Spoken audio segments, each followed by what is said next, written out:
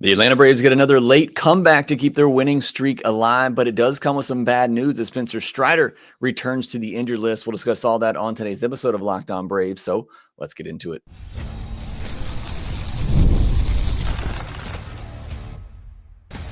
You are Locked On Braves, your daily Atlanta Braves podcast, part of the Locked On Podcast Network, your team every day. Hey, welcome back to Locked On Braves, part of Locked On Sports Atlanta, where we cover your favorite Atlanta sports teams each and every day.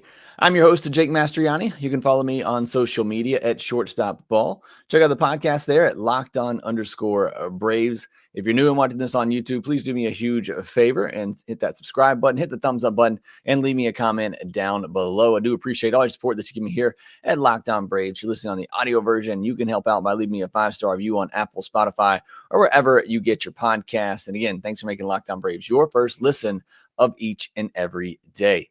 On today's episode, we're going to recap the Braves' comeback win on Monday night, 7-6 over the Cardinals. It was a bit of a wild one on Monday night. We'll recap everything happening there. Schwellenbach's outing, the big comeback in the 8th inning, Raisel Iglesias blow up in the 9th. We'll discuss all that, and we'll get into our minors spotlight as well. I'll talk about everything that happened at the minor league level last week, some of the standouts, top prospects, and then we will discuss the Spencer Strider injury and how the Braves plan to prepare for that, or what they're going to do with that now that he is gone for the next at least 15 days. So a lot to cover on today's episode of Locked On Braves, which is brought to you by FanDuel. Right now, new customers can get $250 in a bonus bets when your first $5 bet wins. Well, the Braves' winning streak continues as they get a comeback win on Monday night over the St. Louis Cardinals. 7-6 final score, a wild one, especially the last couple of innings there. Let's start with Spencer Schwellenbach, though, who was on the mound for the Atlanta Braves. His final line, 7 innings, 8 hits, no walks, 3 runs, 2 earned runs, 5 strikeouts on 92 pitches. We dive into this start a little bit. Only 9 whiffs on 56 swings. That's a 16% whiff rate. Certainly not great. Only 11 called strikes. However, you watch the game unfold, and this is why you can't just look at the data. You can't just look at the numbers. Cardinals hitters were really aggressive against Spencer Schwellenbach. 56 swings on those 92 pitches. They were highly aggressive, which is why he was able to get through 7 innings on 92 pitches, despite giving up 8 hits, is because there were a lot of early swings in those at-bats that allowed him to, either get quick outs, or, even if runners got on, the next guy, was swung early. So it just wasn't a lot of deep counts that he had to throw. 84.5 mile per hour average exit velocity against is very good, but he did give up 10 hard hit balls.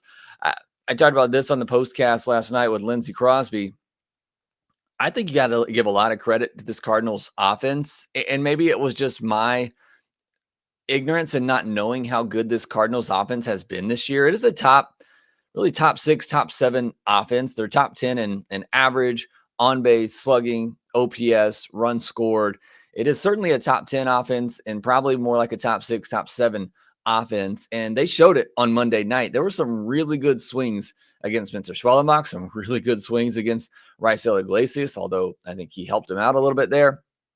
But I want to give a lot of credit to this Cardinals offense because they looked really good. And they were squaring up some baseballs against Spencer Schwellenbach. And I didn't think Schwellenbach was bad in this one. Obviously, he goes 7 innings. You only give up 2 earned, and the defense let him down a little bit. But he also had some luck, too, as Lindsey pointed out on the postcast. There were some hard hit balls in this one. But I thought he made good pitches. I thought he looked really good.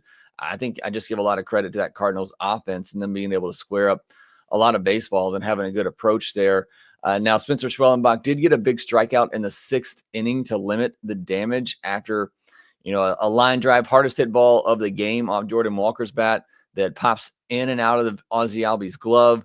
That inning gets extended. You got runner on third base with 1 out. He gets a big strikeout and then gets the next guy out as well to escape that jam and limit the damage. So he made some big pitches. Like I said, overall, I thought Schwellenbach was good. I was just even more impressed, I guess, with this Cardinals offense and the swings that they had, the approach that they had. But overall, a good performance from Spencer Schwellenbach, giving this Braves team 7 innings. That's huge. We talked about that a lot with starters not going deep into the ball game. So anytime you get 6, 7 innings out of your starters, consider that a huge win. As for the bullpen, Dayswell had a relatively clean 8th inning. He did walk a batter in there, but they were later erased on a double play. Braves take a big lead in the bottom of the 8th. Raisel Iglesias suddenly has to jump up and get hot for the 4th straight day. Not trying to make excuses for him, but this was the 4th straight day that he had to get hot, and 3rd time in 4 days that he actually came into the game. And like I said, kind of last minute with the Braves frantically taking that lead in the bottom of the 8th. He gets up, comes into the ball game, and doesn't look like Raisel Iglesias, and it's not the first time we've seen that this year. He has not been nearly as dominant as he was last year, or really in the first 10 years of his career, where I've said numerous times, I think he's been one of the more underrated best relievers that we've seen over the last 10 years. Go check out his numbers. But this year, he has obviously taken a step back so far. I think the biggest reason for that, and I said it in, I think it was his first outing of the year where he had some trouble. Everything was up. It was the game, I forget which series it was, where Snicker brought him in the 8th inning, immediately gave up the lead. Everything was up. And that was the same thing in this one. He left 2 changeups up in the zone that got hit, and then he threw a slider that was up middle of the plate to Contreras that got hit for the home run. When Raisel Iglesias is on, everything is down, either down and in to a righty or down and away to a righty. He's able to manipulate that sinker and that changeup down and in and that slider away, and then he can elevate that 4-seam fastball to change the eye level. That's when Raisel Iglesias is going really good. And those pitches, he's had trouble getting them down so far in this year. And look, I believe in it. I believe in the track record, but he is getting up there in age and perhaps losing it a little bit. I do also think that the excuse of getting hot in 4 straight days and pitching in 3 of 4 days is maybe not the wisest decision for Raisel Iglesias. And I understand it. You got him up when it was a 1-run lead or when it was a tie ball game. So you already had him up and hot. You couldn't do anything when Murphy then hit a 3-run homer to make it a 4-run lead. But you hate to have to use him, that often. It's good. It's good. That means there's winning ball games when you're having to get your closer up that much. But probably need to give Raisel Iglesias the rest of this series off and the off day on Thursday and get him rested, and maybe try to avoid using him 4 straight days. You gotta have some trust in those other relievers out there to be able to get the job done. But certainly a bit of a worry for Raisel Iglesias. Now on the offensive side of things, I thought this was a bit of an up and down performance. Talked about on yesterday's podcast how much I enjoyed watching the offense on Saturday and Sunday and the at-bats that they were having. And they were getting base runners on early in this one. You had 2 walks in the first inning, but both of those guys were left stranded. You had a leadoff single by Michael Harris in the second, and he stays there, doesn't go anywhere. Riley does capitalize on the leadoff walk in the 3rd inning with a 2-run home run, but then Ozuna singles, and he's immediately erased on a double play. And what looked like it could be a big inning. Maybe the Braves have that breakout inning against Eric Fetty and push him out of the game. They're unable to do that. And then Michael Harris gets on to lead off another inning and doesn't go anywhere, and he's later removed on a double play. Again, I sound like a broken record. You can't have 2 innings where Michael Harris gets on to lead off that inning and goes nowhere. He has to be better at stealing bases, and he's done more of that lately. But you can't have 2 innings in the beginning of a ball game or any point in the ball game where Michael Harris gets on to lead an inning, and not one of those times does he break for second. You got to be able to get things together, to press the issue, and just weren't able to do that. Again, a lot of base runners early on, but very stagnant offensively.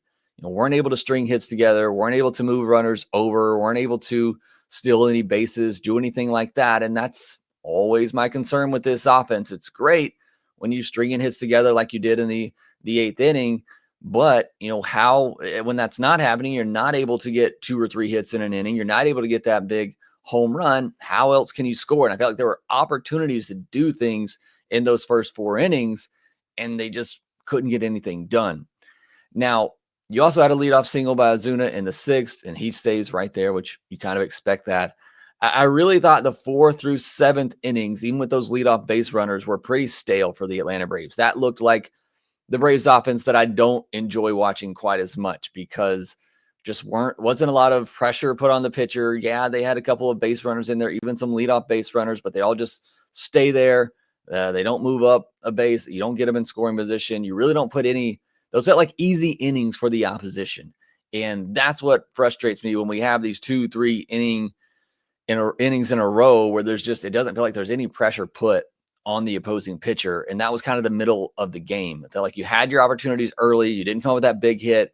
And then the offense just went stagnant for 3 or 4 innings there. And then, of course, you have the big 8th inning. And it got started by Austin Riley hustling. Now, even watching the replay, I don't think that was Austin Riley at full speed, but, he certainly busted it out of there and ran down to first base and just barely beat out the throw for the infield single and was called out on the field, overturned. I don't think the ball was in the back of the glove, but I thought it was close enough that they could do the old, it's inconclusive. But they didn't. And so credit to the replay crew. We don't say that very often, but they overturned the call and it leads to a big inning. Matt Olson finds a hole on the right side, hitting too many ground balls in this game. He had a bit of a rough one with the error, hit into a double play with Ozuna on first, but this one he is able to find a hole. Michael Harris with a big sac fly. You saw him kind of pimp that sac fly a little bit. He hasn't come through in those situations as often this year as you would like. So that was a big moment for him. So glad to see him celebrate a little bit. Awful slide by Austin Riley at home plate in there. But Braves take the lead on that Michael Harris sac fly. Good call by Brian Snitker too. Pinch running Eli White for Marcell Ozuna. That came into play there with that sacrifice fly. And then Murphy on the next pitch after Michael Harris does his job. Murphy hits a 3-run home run to give the Braves what you thought was a really safe lead. And then the 9th inning happened where Iglesias almost blew it, but he ends the game with Arenado at the plate, a tapper right in front of the plate. Murphy quick to pounce on it, pick it up, tag him out to end the ball game, and the Braves run their streak to 4 wins in a row. And a big win that you have to have with the Strider news that we got early in the day on Monday, or right before the game on Monday, which we'll talk about in the last segment. But next, we're going to get into our minors spotlight, talking about everything that happened down at the minor league level this past week. We'll do that here next.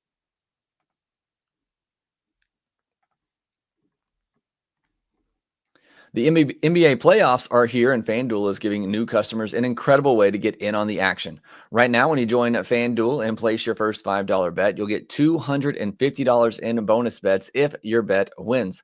From three-pointers to steals to assists, FanDuel has so many ways to bet your favorite player props. Plus, after the game tips off, you can even combine live prop bets into a same-game parlay for a chance to win big. I know the Hawks are out of it, and things are getting kind of wild over there. Don't pay too much attention to the NBA, but I do occasionally tune into the Atlanta Hawks, so it could be a busy offseason for them. But if your team's still in the playoffs, you can get in on the action over there at FanDuel, or if you moved on to Major League Baseball season, they have World Series odds over there, division winners, end of season award odds, and all that you can see at FanDuel.com. Also, make sure you visit FanDuel.com/playsafe for tools and resources to help you stay in control of the way you play. Don't miss out. Head to FanDuel.com and claim your $250 bonus bets today. Thank you so much for making Locked On Braves your first listen of the day. Go check out Locked On MLB for your second listen. We're solely getting you caught up on everything happening around Major League Baseball. You can also get the MLB Game Night Show in your Locked On MLB podcast feed as well, where they will also highlight the biggest moments from each and every day around Major League Baseball. Let's get into our minors spotlight here, starting with Gwinnett. They go 3-3 last week against Lehigh, which is a Phillies AAA organization. So a little bit in-division rivalry there at the AAA level. Eddie's Leonard went 7 for 18, a double, a triple, 2 home runs, 2 walks, 1 stolen base. So a big week there. Luke Waddell, 7 for 23 with a double and 2 walks. Jose Devers, 4 for 9 with a home run in 3 games after not playing for 10 days. He got off to a really good start, but then got injured, came back this past weekend, and also looked really good. I want to mention that Carlos Rodriguez got called up after a good start at AA. I'm assuming with the Verdugo call up, maybe that opened up a spot for him. But you also had De La Cruz go down, and De La Cruz did not have a good week, going 1 for 12 with no walks and 5 strikeouts. So that's rough for him. But for Carlos Rodriguez, 3 for 11 in 3 games, a walk and a stolen base. He's an outfielder to keep an eye on. Got him from the Brewers in the offseason. Brewers let him go, but he immediately came in and was a top 30 prospect for the Atlanta Braves according to MLB Pipeline. I don't know that he's going to be more than a 4th, 5th outfielder, but maybe somebody to keep an eye on after the good start that he had at AA. He can do some pretty good things for you at the plate. So keep an eye on Carlos Rodriguez. The pitching side of things at AAA, AJ Smith-Shawver, 5 2/3 innings, 5 hits, 2 walks, 3 earned, 8 strikeouts on 97 pitches. His fastball averaged 94.8 miles per hour, so essentially average 95, topped out at 97. 11 whiffs on 54 swings. That's just a 20% whiff rate. 24% CSW percentage is not great either, but an 86 mile per hour average exit velocity against and only 4 hard hit balls. So did a good job of missing barrels. 2 inherited runners scored, which made his line look a little bit worse than what it was. Jesse Chavez, I posted this on X the other day. He's been really good for Gwinnett so far this past week. 2 innings, 1 hit, no walks, no earned, 3 strikeouts, and a save. Do we see a return of Uncle Jesse at some point? We'll see. Hurston Walter, 5 innings, 6 hits, 2 walks, 3 earned, and 4 strikeouts in his last start. There were several pitchers who were fine, like Wander Suero, Nathan Wiles, Dylan Covey, but nothing that really stood out. So just mentioned some of the top prospects there that did have pretty good games. Now down at Columbus, the Clingstones go 2-4 this past week against Pensacola, which is the Marlins AA affiliate. Cal Conley went 6 for 18 with 5 walks and 4 stolen bases. So he's continued his hot season after a good spring training. Ethan Workinger, 5 for 17 with a double, 2 walks and a stolen base. Not a single home run hit in 6 games is pretty wild, but that's the Southern League for you. They scored a total of 13 runs, did the Clingstones in 6 games. Their opponent only scored 16. So again, I talk about it all the time, how offense is suppressed in the Southern League in AA. So always take the hitter stats there with a grain of salt, take the pitcher stats there with a grain of salt. But you see it this week in the Clingstones, not getting a single home run, not being a lot, being a combined 29 runs scored between the two teams over 6 games. That's what can happen in the Southern League sometimes. Now, with that, you expect some good performances on the pitcher side, and we certainly got that. Blake Burkhalter had 2 starts this past week. In his first one on April 15th, he went 5 2/3 innings, 3 hits, 2 walks, no earned, and 8 strikeouts. And then on April 20th, 5 innings, 4 hits, no walks, 1 earned, and 9 strikeouts. Pretty impressive. You're going to see this from another Rays pitcher later, but pretty impressive to face the same team twice in 1 week and to be that dominant against them both times. We'll see how much longer Blake Burkhalter sits in AA, but he and Lucas Braun, who had a good start this past week, going 6 2/3, 5 hits, no walks, 2 earned, and 7 strikeouts. Could see both of those guys get moved up here pretty quickly and maybe get a chance at some point this year. But also, as I mentioned, with the Southern League being such a good league for pitchers, if you want to keep their trade stock really good, you might just want to keep them at AA, at least through the trade deadline, because they're probably going to put up good numbers in the Southern League. Giancarlo Lara went 5 innings, 3 hits, 4 walks. Don't let him see that. 2 earned, but 9 strikeouts. Craig Kimbrell, 3 1/3, no hits, 1 walk, which is good to see, no earned, and 6 strikeouts. Hayden Harris, 2 2/3 scoreless innings and hitless innings, no walks either, with 5 strikeouts and a save. Drew Hackenberg, 5 2/3 innings, 2 hits, 5 walks, 2 earned, and 3 strikeouts. Ian Mejia, 6 innings, 3 hits, 2 walks, no earned, 3 strikeouts. Ellison Joseph, 2 1/3 innings, 1 hit, 1 walk, no earned, and 2 strikeouts. And then Landon Harper had another good week. And on the season, he's gone 8 1/3 innings, just 2 hits and 1 walk allowed, no earned runs yet, with 7 strikeouts. Like I said, some really good pitching numbers there at AA for the Clingstones. Moving on to the Rome Emperors, they were 4-2 against the Astros single A team this past week. Will Verdung went 9 for 24 with a double and a walk. Titus Dimitru went 8 for 23 with a double, a triple, 7 RBI, 4 walks, and 2 stolen bases. Patrick Klowizy, 7 for 21, 2 doubles, 7 walks, did have 7 strikeouts as well, and 6 stolen bases. So the outfielder there doing a lot of good stuff. And we'll see what happens with Patrick Klowizy. And then Ambioris Tavares, 7 for 19, 3 walks to 4 strikeouts, and a stolen base. His strikeout rate is under 30%, which is huge news for Ambioris Tavares. Now it's 29.5%. So technically, I guess it's still 30 if we're going to round up. But I'm getting a little excited about Ambioris Tavares. So again, I love the glove at shortstop. I don't think there's much question there. It's just a matter of, can he make enough contact? Still pretty young, 21 years old, but still at single A. But he seems to be making some strides in that department. If he continues to do so, get that strikeout rate down, closer to 23, 24, under 25% basically.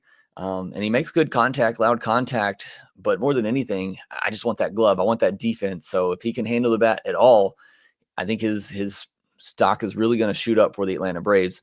On the pitching side at Rome, Herrick Hernandez also got 2 starts this week, and his first one on April 15th, 4 2/3 innings, 3 hits, 2 walks, no earned, and 9 strikeouts. And then on April 20th, 4 2/3, 2 hits, 2 walks, 1 earned, and 7 strikeouts. So same thing I said with Burkhalter. Pretty impressive. You faced the same team twice in 1 week, and you're pretty dominant in both of them, as Hernandez and Burkhalter were.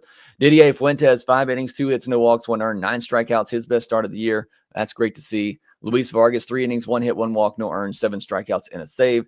J.R. Ritchie, 4 2/3, 4 hits, 2 walks, 2 earned, and 6 strikeouts.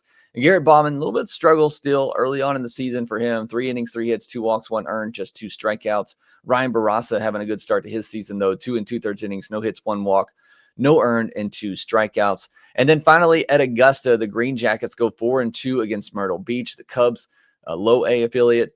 Matt Gassetti, 6 for 15, 3 doubles, a home run, and 9 RBI. Catcher there from out of Alabama, having a good week. Isaiah Drake having a fantastic season. He's another one that's getting me pretty excited right now. 5 for 19 this past week, 2 walks, 2 stolen bases. He's slashing .302, .423 on the season with 7 walks to 11 strikeouts. Another one like Tavares that really struggled with the strikeouts early on, but a young player out of high school with a lot of talent. He's starting to figure out the swing decisions, cut down on that strikeout rate. We could see him take off. John Gill had a decent week, still waiting for him to kind of break out. 5 for 20, a double, 4 walks and 4 stolen bases. Colby Jones, 5 for 18 with a double, 3 walks and 5 stolen bases. And Nick Montgomery, another catching prospect, 2 home runs on the week. And then on the pitching side for Augusta, Luke Sinar, 3 2/3, 2 hits, 3 walks, 1 earned, 7 strikeouts. Riley Frey, 5 innings, 5 hits, 2 walks, 3 earned, 6 strikeouts. Logan Samuels, 3 2/3 innings, no hits, 1 walk, no earned, 6 strikeouts. Ethan Bagwell, 5 1/3 innings, 4 hits, no walks, 2 earned, 3 strikeouts. And then you had a bunch of other pitchers that had good weeks. Pitching was really good for the Braves, as you know, no surprise there with their farm system. But Raven Antonio, Trent Buchanan, Jacob Gomez, and Luis Aristigueta, sorry, I'll have to get work on that one. All had good outings last week. So the Braves pitching looking pretty good down on the farm, but a couple of names that I'm getting exciting about on the offensive side too in Ambioris Tavares, Patrick Clowisey, Isaiah Drake, some guys on the offensive side starting to come along too. So that's everything happening down at the minor league level this past week as games get back underway on Tuesday night. And we'll talk about that again next week, but some good stuff happening down on the farm. Next, we'll get into the news from Monday. Spencer Strider's injury. How do the Braves handle this going forward? Who fills in for him? How long will he be out? We'll discuss all of that here next.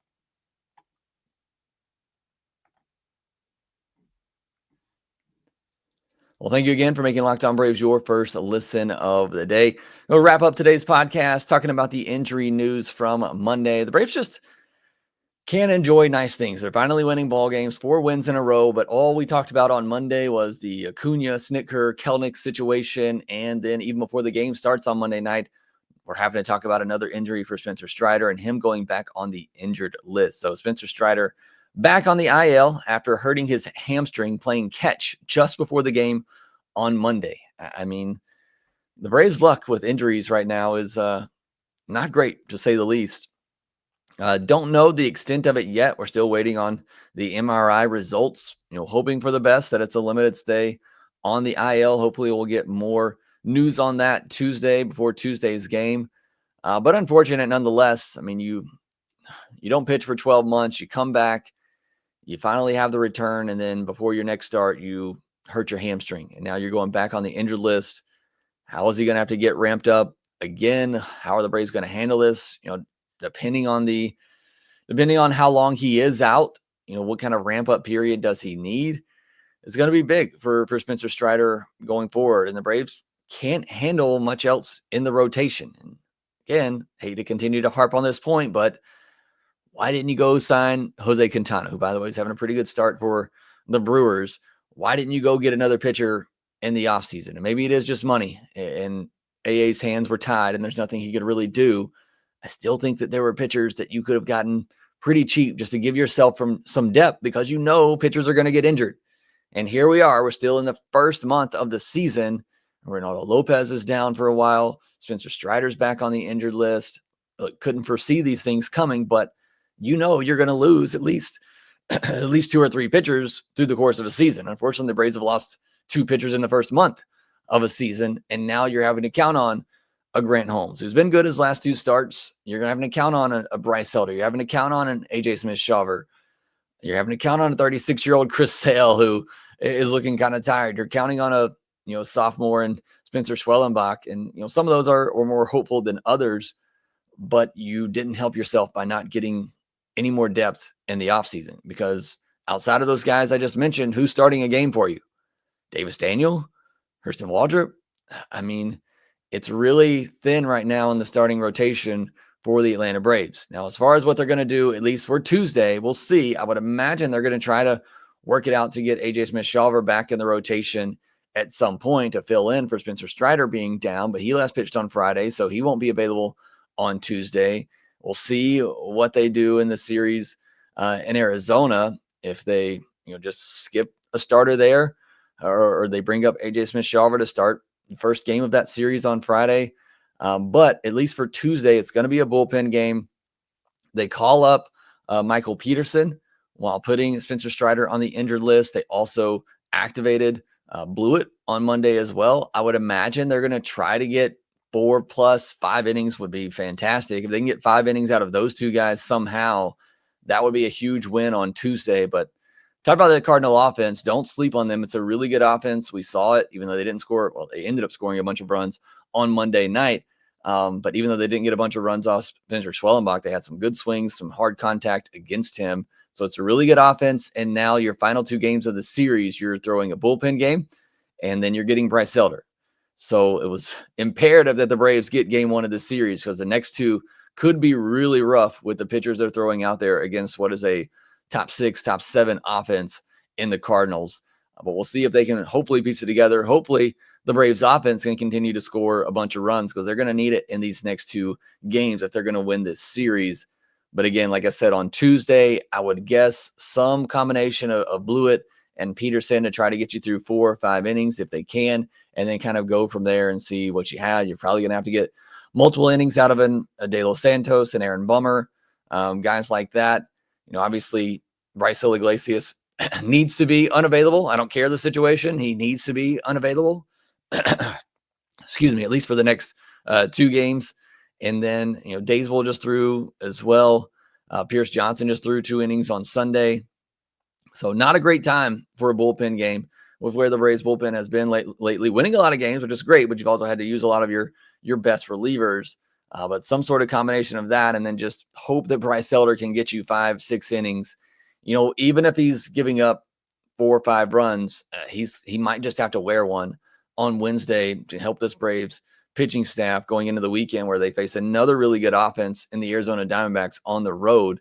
So it could be a rough rest of the week for the Atlanta Braves. Certainly hope not, but it's going to be very reliant on their offense, I believe, and what their offense can do. Can they outscore the opponent? So hopefully we see this good offense continue, the good at-bats, being more consistently putting on that pressure against the opposing pitcher and scoring a bunch of runs, because I'm not that confident in the pitching staff, especially the next 2 days, and getting the job done. But we'll see what happens. Hopefully the Braves can continue their winning ways, keep their winning streak alive, win another series. They need to continue to do so, finish out this month strong, and go into the month of May on a good note. Hopefully it's nothing major on Spencer Strider, and we get some good news there on Tuesday, and he's back in the rotation pretty soon, because they need him. They need all the help they can get in this rotation right now, because I don't see much help on the way. Nobody's trading any significant starter at this point in the season, so they need these guys to be healthy. They need them to be out there giving them 6-7 innings, as Grant Holmes and Schwellenbach have done lately. You need Chris Sale to step up and give them consistently 6-7 innings. You can do that and kind of piece together the back of this rotation with Elder and AJ Smith-Shawver, and just hold on for now until hopefully Strider can return. Then you can be okay. But these next couple of days, especially maybe going into the weekend, could be rough for the Atlanta Braves if that offense can't or doesn't continue the good run that they've been on here lately and continue to score 6-7 runs a game to give them a chance. So that's probably what's going to be needed.